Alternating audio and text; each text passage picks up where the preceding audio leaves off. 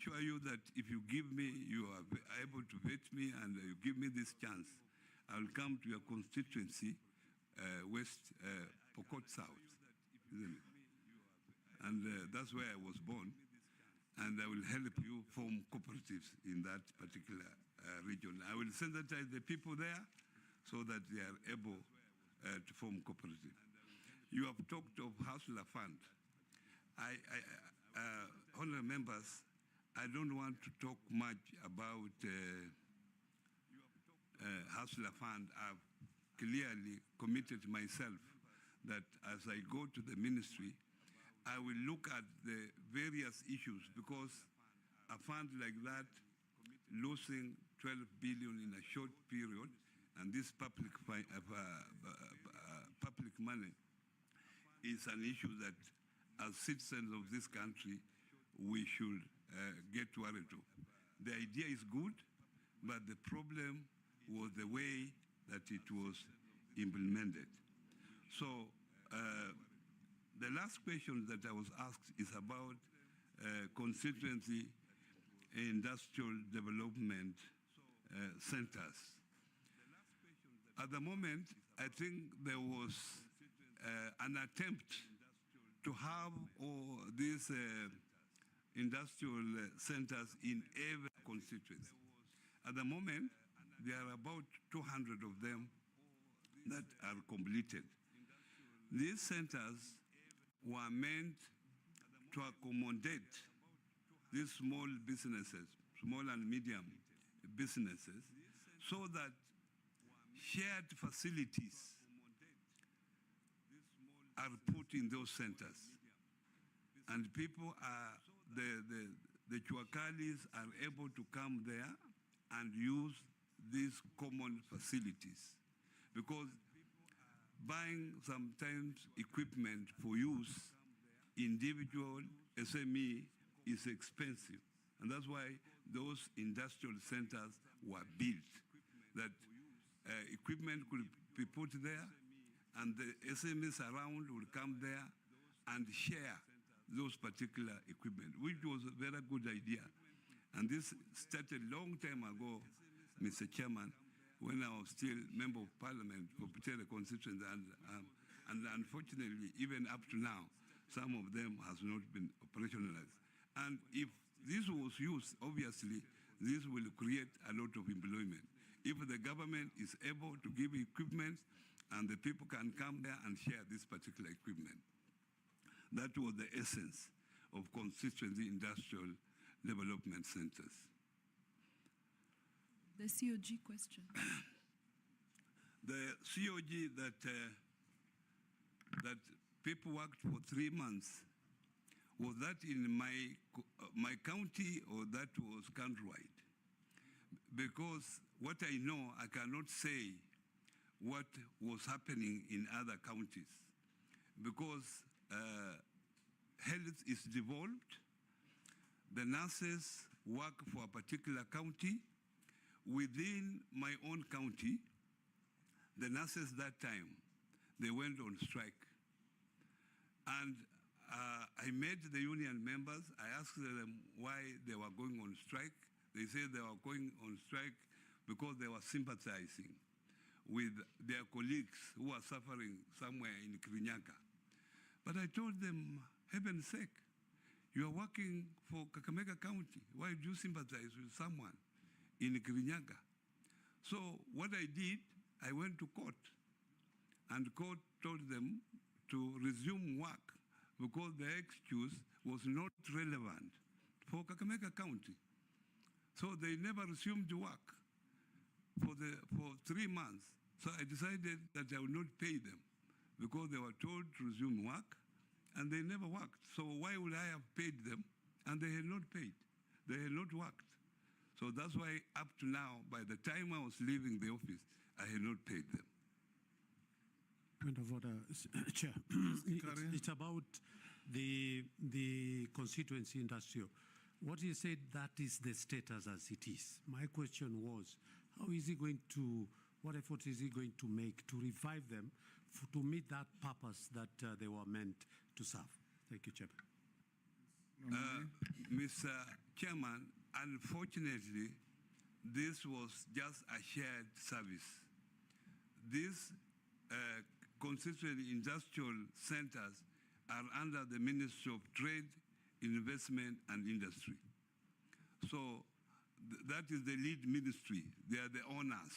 So we were just going in to get the share, to use them at the site. But for implementation, for allocation of resources, that is the Ministry of Trade, Investment and Industry. So I cannot clearly answer that question. Amisi, Mukami, Mishi, and Shuria will take those four in that order. Thank you, Mr. Speaker.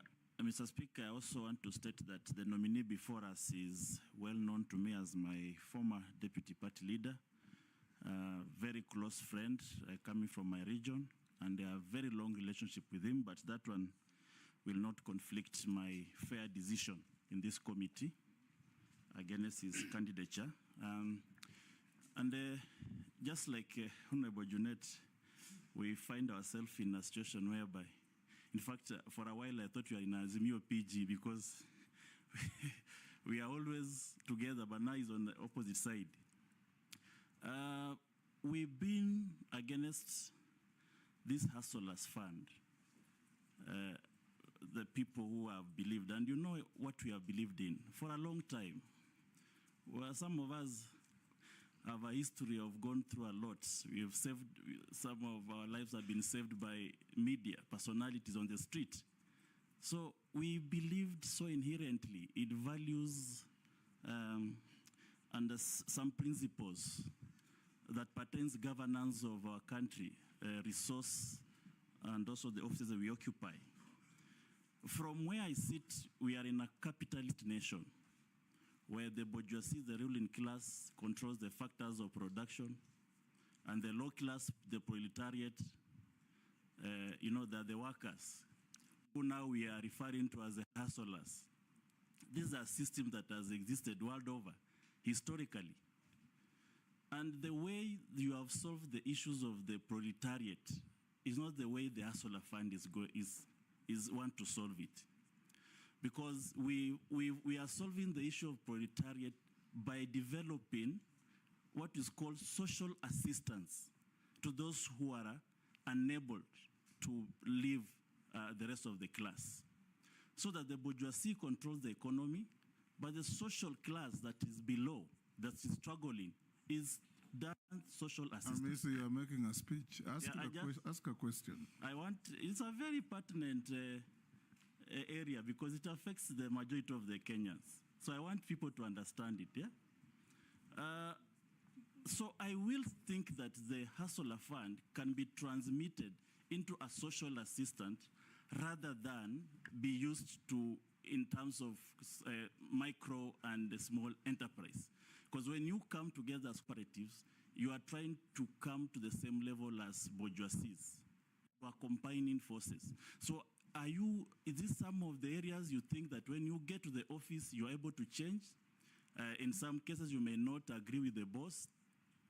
And when you don't agree with the boss in that aspect of the things that we believed in as on our side as Azimio, that this needs to change. If you change and think the system do not want to change, how will you survive in such a circumstances? Thank you. Rahab. Thank you, Honorable Speaker. To the nominee, my concern is the coffee sheriff fund. The government has allocated about 6.7 billion to support the coffee farmers. Through the New Kenya Planters Cooperative Union, this initiative has encountered challenges such as low uptake, farmers, and limited funding releases. What strategies will you implement to enhance the effectiveness of this fund and ensure it is successful rollout to help the coffee farmers? Because majority don't understand, they don't even know how to go about it. The other question is about the new KCC. The new KCC is collapsing because of the poor management. And the government has been pumping a lot of money in Dadola, Nyandarua, Eldoret, Nyeri Kiganjo, but still the company is not able to sustain itself. Still, the other small dairy farmers, they are able to pay their farmers in time, but KCC, they normally take about 120 days for the farmers to get their money. What are you going to do? Thank you. Ms. Mbogo.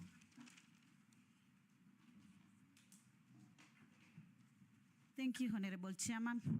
Honorable Chairman, the nominee used to be my deputy party leader in the ODM, but today I'm here in the appointment committee and I'm being governed by the procedure and rules.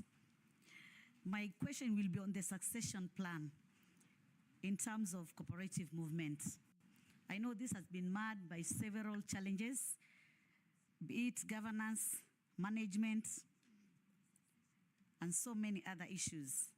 I don't know what will be your plan to ensure at least succession plan can be smoothly, noting that you are sharing function between two levels of government, that is the county and the national government. My second question, Chairman, there have been some fraudulent financial organization coming up, like the pyramid, in different ways. And Kenyans are lured. They give a lot of money to deposit, thinking that they're going, they call so many words. Either they say you put a seed, then you'll harvest, I don't know what, in so many ways. What do you think you can propose in terms of legal framework or other mechanism which you're going to put in place so that you safeguard Kenyans from losing a lot of money from such fraudulent activities? The last one, it is the issue of Cusco, which is the umbrella body for the SACCOs. I know there have also been so many challenges and corruption cases, ranging from theft and other anomalies. What are you going to do if you are approved to ensure that this umbrella body, which carries all the SACCOs, can be doing its activities under a legal framework? Thank you, Chairman. Thank you, Mr. Speaker. Mr. Speaker, this is a question that I had posed to the former Minister for SMEs, and I think he left office before he could undertake it, Nomine Oparanya. The SME Financial Support Services, its framework is not favorable to the Muslim population due to the interest component. If approved, would you consider reforms to mainstream the significant population that feel abandoned? I thank you, Honorable Speaker. You can answer those four. Thank you very much, Mr. Speaker. Honorable Kaleba Misi has raised this issue of Hustler Fund, social assistance. As a government, the government definitely is a government for the people. The government that does not take care of its people is not a government, because this government is there voted by the people, and the government, when it comes in office, it has to take care of its people. So social assistance is very critical. But Mr. Chair, social assistance is not within the Ministry of Cooperatives and Micro and Small and Medium Enterprises. It's under the Ministry of Labor. So I think someone from Labor will be able to answer this question more effective than myself. Actually, he answered when he appeared. Yeah, it's there. But us... But you can deal with his issue of now your poll moment. Yeah. Yes. But us, as a ministry,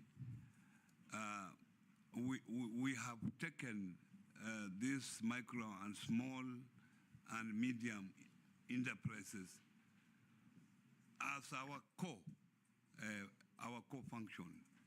And we are undertaking all that we can to make sure that this particular, because this is where we can create employment in this country. Because this particular sector employs about 15 million people.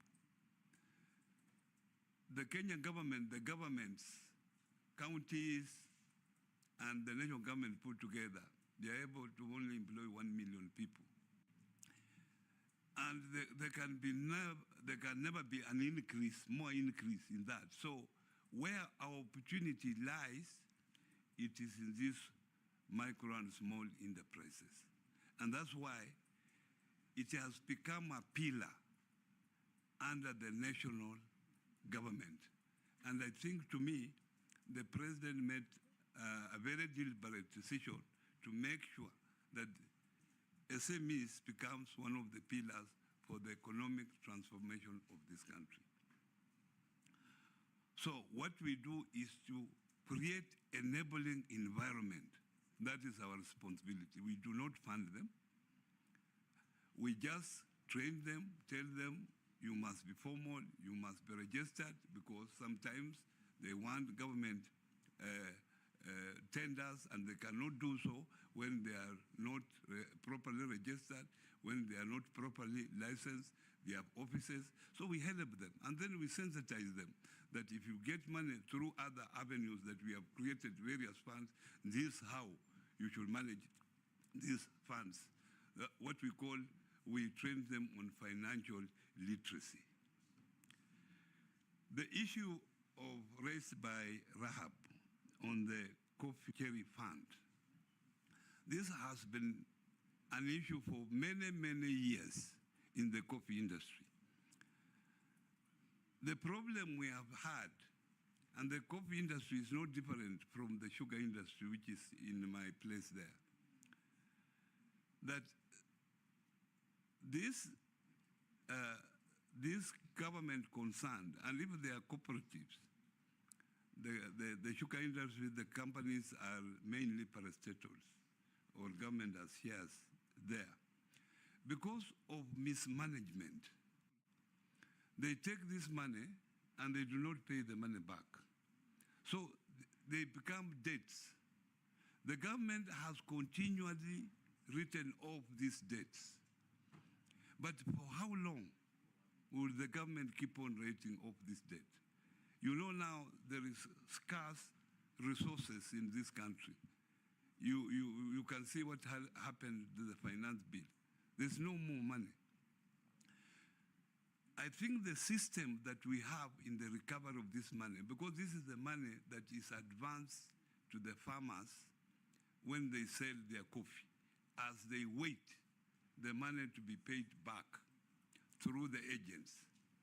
So sometimes the agents get this money, but they do not remit the money where it is supposed to remit. So it's also a management problem. So we must fix this management problem first to make sure that if these funds are advanced to the farmer, how do they come back? They advance the farmer, the agent gets the money, the agent sometimes gives the money halfway. So we must change that system. And we have been talking about cherry fund year in, year out. And I remember the other day the president said that there will be a write-off. But how long will this happen? We must go in and solve this problem. Rahab, I can assure you through KPCU, because this is the major culprit, that we will look into this issue. In the same way with the new KCC. KCC was a very vibrant institution, a vibrant dairy cooperative.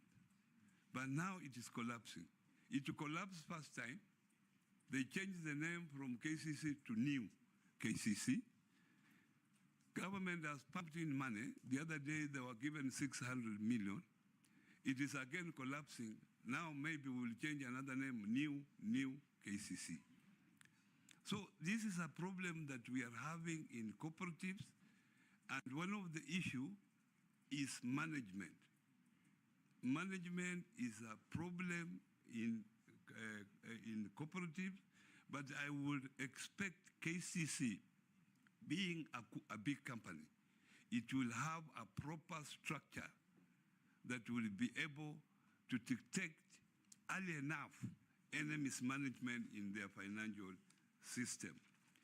They have not been paying farmers, but when I was nominated, I've actually been sending feelers, and I can tell you that farmers now have been paid up to June of this month.